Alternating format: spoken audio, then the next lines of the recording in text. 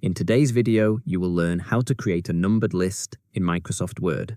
We will start with the quickest method using your keyboard.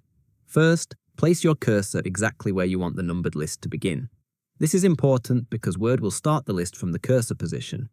Once your cursor is ready, type the number 1 followed by a period and then press the spacebar.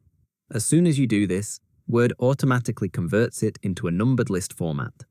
You can also type the number 1 followed by a right parenthesis and press the spacebar, and Word will again recognize this pattern and create a numbered list for you.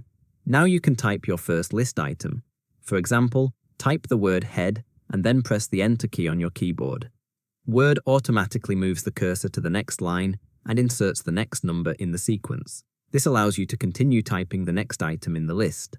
You can type something like shoulders and press Enter again to keep adding more items. Word continues the numbering for you, saving time and keeping everything consistent. When you are finished with your list, simply press the Enter key twice. This action turns off the numbering and moves your cursor out of the list, allowing you to continue typing normal text without numbers. The second way to create a numbered list uses the ribbon. With your cursor positioned where you want the list, navigate to the Home tab and look for the paragraph group.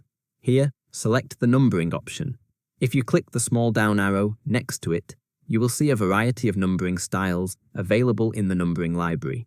Choose the style that best fits your document. In this case, selecting the standard numbering with a period at the end works well. Once the numbering is applied, type your first item, such as head, and press Enter. Word moves the cursor to the next numbered line. Type the next item, like shoulders, and continue until your list is complete. When finished, press Enter twice to exit the numbered list. If you found this tutorial helpful, subscribe now and hit the like button.